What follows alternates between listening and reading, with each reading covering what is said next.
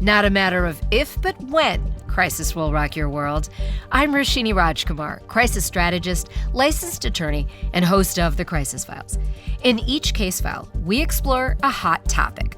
We love to bring you inspirational people to help you manage the hot topics in your life. Today, that person is Ben Leber, a retired NFL player and current media personality. He's the football analyst for the #1 sports station in the United States, K-Fan. He's co-host of the magazine show Twin Cities Live on ABC Minneapolis, a loyal husband and active father. His life zones are why I asked Ben to take us through real-world plays in the case file I call Daddy Diaries. Ben, people are listening to this episode as school years are starting all over the United States. You've got 3 kids. The oldest is a daughter and then 2 sons. I'm guessing even with this big schedule, like football season 2, you're in the thick of it and being a daddy comes first. Yeah, being a dad comes first for sure. It's just, I think it's like a lot of parents can maybe relate to this. It is our new normal. These things don't happen instantaneously. My daughter's 16. We've been dealing with juggling her schedule, and then as the boys were getting older and they were doing their schedules, this isn't new for us. So is it an adjustment at times from like summer into school year, and then all of the holidays that come up? You juggle the best way you can, and you know that you're going to take some losses, and you just hope that you don't have more losses than wins. Kind of sounds like a sports game. In some ways, it is a sports game. It's because it's a challenge every day. And then I coach as much as I can with my boys as well. I know nothing about volleyball, so I'm not touching volleyball. My daughter also does equestrian riding, and I know zero about that. So when I can, I coach the boys, but it's chaos. I think that's the one thing that parents can maybe just all say is like, it's chaos and it's fine and it's not going to be perfect and it's going to be messy and you are going to have to sacrifice time away from this, that, and the other. But at the end of the day, it is about our kids. It saddens me that my daughter only has a couple years left of school. I'm at home and she goes off and I want to cry about it now. And we're still a couple years away. Well, don't cry. Hasn't happened yet. What I love hearing, though, about this, and I know you're so active, and I've talked with you about your kids. You share fun things on your social media about your kids. It's really cute. That youngest son of yours, Wells, man, I see him on national stages one day, either as a politician or a comedian. Or in jail. I think right now we have a college fund set for him. I need to figure out if this college fund can be used for bail money. Because if we can tap into that tax-free, that would be great. I love kind of the high goals you have set for them, Ben. Shoot low. So then you're always like excited about what happens after that if they go higher than that. I also really like whether you're a parent or not, step-parent or a neighbor, an aunt or uncle. Whatever it is, kids these days need a lot of love. You clearly are there for them when it comes to their sports. But you've also shared with me that daddy time, family time is different from coaching time and definitely different from time with your wife. So let's first start with that difference between family time and coaching time, because just because you're there coaching doesn't mean that's about being the family. I would say it took me a while when they were young and I was coaching just t-ball. It was challenging to look at my kid as just another kid that's on the team. I tended to, and I don't know why this is, maybe it's my background of my dad being my high school principal and always basically seeing him in school all the time. He didn't treat us differently, but he did. He almost used us as an example a lot of times, so it felt like sometimes we were being picked on. But he was just like, I'd rather pick on you guys because I know that you guys can handle it and we can have discussions at home and all this stuff and be used as an example. And so I was doing that early on. I'd say, oh, well, all right, hey guys, watch what Whit's doing, like do this or don't do this. I'm like, I'm not being real fair to him. So it's taken me a while. You go out there and coach and all of a sudden you realize that we have dialogue with my boys, and I could tell that I don't think he loved being the spotlight sometime, good or bad. He just wanted to be one of the players. And so now I've gotten good enough to where I just treat them like regular players. I'm definitely not scared to yell at them, especially coaching football. There is a sternness and disciplinary way that you need to coach football, equal parts toughness, equal parts love. When we're in football practice, if he messes up or he's doing something unsafe, I will ride him, and I will ride him like any other kid.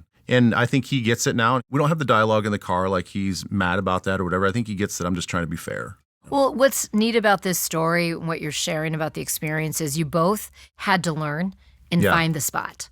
And you yourself were self-aware enough to know you didn't have all the answers, but you wanted to be there for him as a coach. So you went on that journey and you figured it out.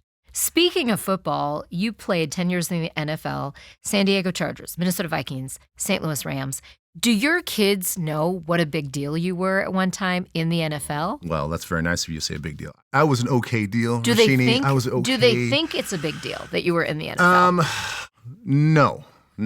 I mean, I think partly it's because Abby and I, my wife, we kind of strategically planned our kids in the timeline of our lives.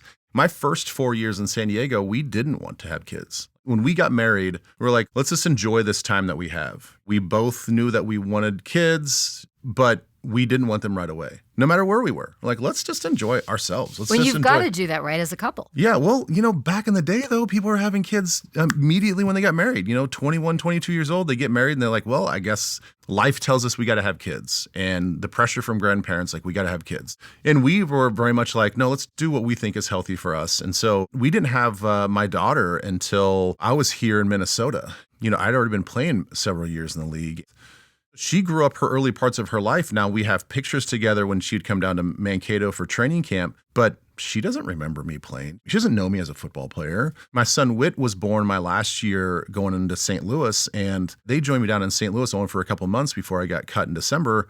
So he was just a baby. And then Wells has no experience with me as a player. So it took a long time, I think, for them to realize what I did for a living at one point in time. Because if you go into our house, you'll not see, maybe other than my office, anything football related. I have 2 jerseys downstairs in a hallway that nobody goes down unless you're doing laundry.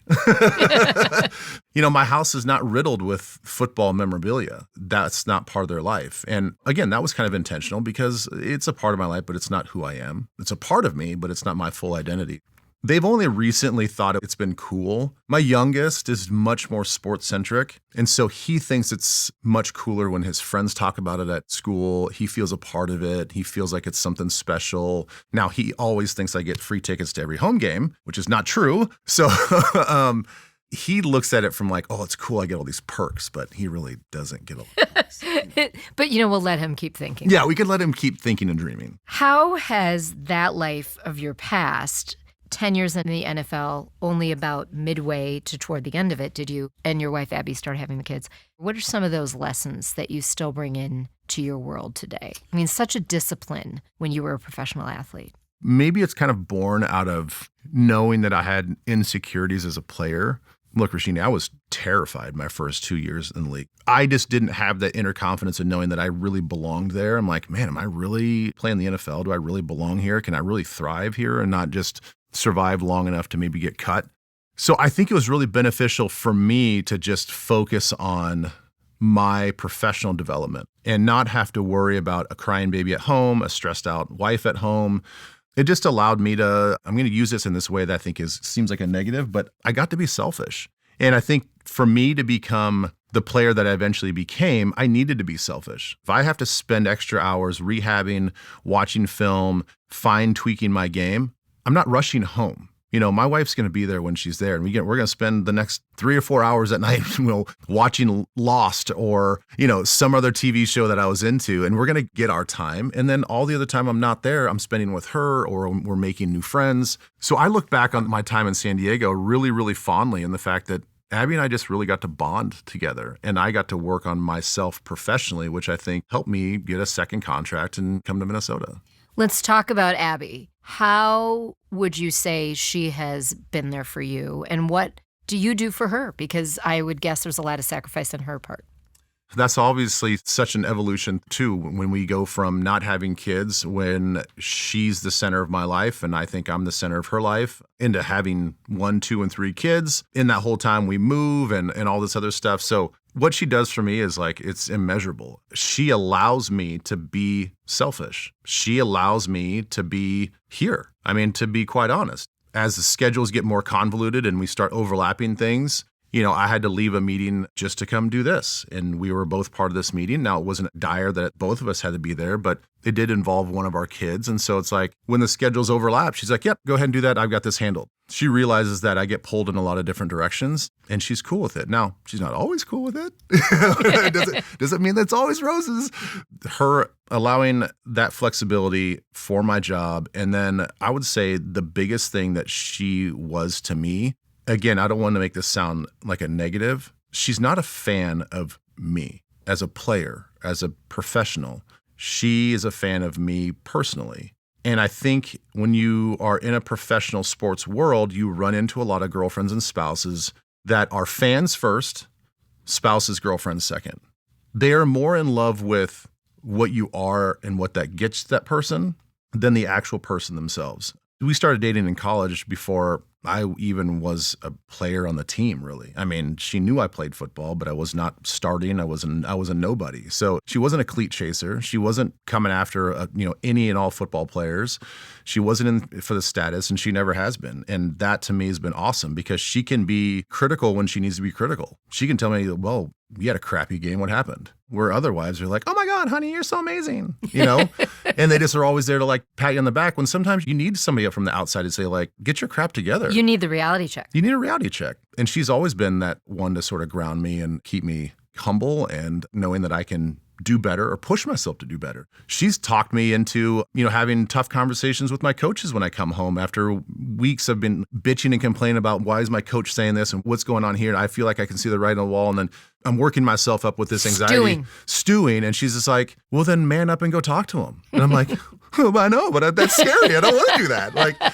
And so it's nice to have somebody like that that can just be there in your corner and be so supportive when I need it the most. What I do for her, I don't know. I guess you'd have to ask. She sounds pretty amazing. I haven't met her yet. You'd have to ask her what I do for her. I don't know. I try to be there as much as I can. That will be the follow-up episode. Yeah. Tell us, I always have to ask this of people that, at least it seems to me, have really healthy marital relationships and your parents. But in general, how do you keep the spark? How do you keep the sexy? You still talking to me? Wow.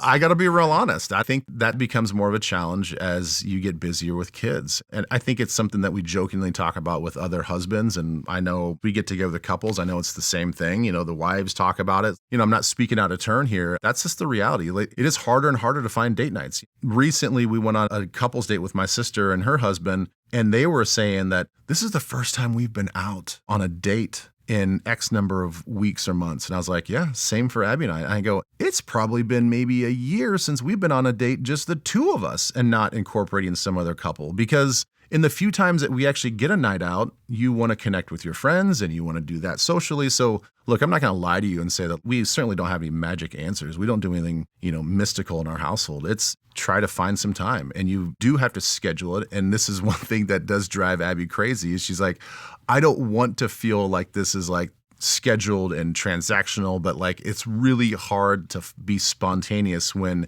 you look at your calendar on your phone and it's riddled with all sorts of colors because everybody's got stuff going on and you've got to get kids to different places. And by the time we sit down and maybe have a dinner together, it's 8:30, 9 o'clock at night. There ain't no magic happening then, Roshini. Yeah. And so that's why it is important to be intentional. Yeah. And at least give each other the feeling that you are trying and trying to put it on the calendar and try to make that date night just as important as your daughter's equestrian competition or Wells sports game.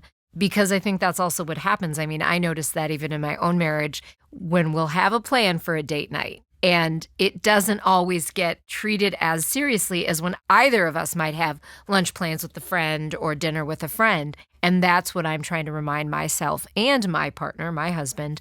We've got to make sure it's protected because we have to make each other feel like we are number one. We try. We try like everybody else. And sometimes it works and sometimes it doesn't. And sometimes it's like you do set out and you're like, oh, yeah, we've got this date night or reservation or whatever. And then the lead up to that, the few days before and the day of, it's just like, I'm just too worn out. Like, you really want to go downtown and get all dressed up? We had one several months ago that we canceled because we just don't have the energy for it. So to your point, if it was a kids competition or a game or something, like we were like, all right, pack up the car. I guess we're driving to so-and-so somewhere to go watch this game. Like, we would give it a certain amount of importance, but we don't necessarily do that with our date nights. We see this as one of those things like, let's just cancel and just pop some popcorn and hang out at home. But as long as you're together, sometimes we that's do that. okay too. I think that's the one thing. Like, we do hang out as a family and as a couple at home a lot. And it's not fancy, but it is time for us to catch up on the day. What's the latest things going on? What do we need to discuss and talk about? And that does happen. It's just not maybe the magic fairy tale that people always think it's going to be. Right. It's not always caviar roses and limousines. No. Yeah. Mm-mm. Well, I think it would be appropriate, Ben, to wind down your episode of The Crisis Files, Daddy Diaries, by having you open up your diary. And I'm going to ask you a few questions. Ben has no idea this is coming, so I just want to let everyone know. This is very off the cuff, even for me. Boy, I need to take some cleansing breaths or something. You can take some cleansing breaths. I'm going to ask you to write a little short sentence on 4 different pages. Page number 1 will be to daughter Ames. Mm-hmm. What do you want to say? Oh, man. 16 years old right now. 16 years old. I would say something along the lines of how proud I am of her and everything that she's doing. She's a 4.0 student. She juggles seamlessly her friendships, her love of equestrian and all of its demands, and then also being a varsity volleyball player at her high school. I never realized how different our lives were compared to our kids' lives and the demands they have on them until we're actually going through it. But she's a rock solid kid, and she's an amazing example for her brothers. What would you say to son Whit? If he were sitting right here, you can write this in your diary. Same thing. Super proud of him. I've always had this conversation with him, even when he was old enough to where I thought he could comprehend and understand. But his emotional intelligence is going to be his biggest strength in life. I think that he, of the 3 kids, might be the most mentally and emotionally tough kid that we have. And that doesn't mean that he is stoic. That doesn't mean that he is militant in his thinking. He's always been emotional. As a baby, he would cry just because his hands were sticky. But I've told him, I'm like, this is going to be your superpower when you get older. And so I want him to really lean in and understand that he'll get ahead in life because he's emotionally competent and intelligent. And how about your youngest, Wells? For Wells, as we kind of talked about, he's our wild card. I would say that for him, don't ever limit yourself. Believe that if you really want to accomplish something, I think that he could accomplish anything that he wants to. He's told me before he wants to be a professional athlete. That's great. I actually think that he has the capabilities of doing that. If he wants to be somebody that's a lawyer or a politician or a doctor, I think that he has the mental intelligence to do that. He has to push past his own distractions. He's one of these kids, I think he knows he's a little talented in these areas, and he really likes to entertain and really likes to joke around. But I think when he learns to become a little bit more serious about one thing, man, yeah, watch out. I think the kid's got it. Well, based on the videos I've seen on your Instagram featuring Wells, my money is on Wells to not end up in jail. No, he won't end up in jail, but he might devise a plan to get his friends out of jail. No, I mean, we all joke because, everybody's got the ham in the family. You can see him, even as a young kid, light up when he'd make people laugh. When he'd do something silly, he'd do something gross, he'd go and fart on his sister. He thinks it's the funniest thing. And when everybody else starts laughing, he's like, well, that's like fuel. That's his drug. That's what propels him to keep going forward. And unfortunately, Roshini, he does it in class, which we've had a few conversations in school about.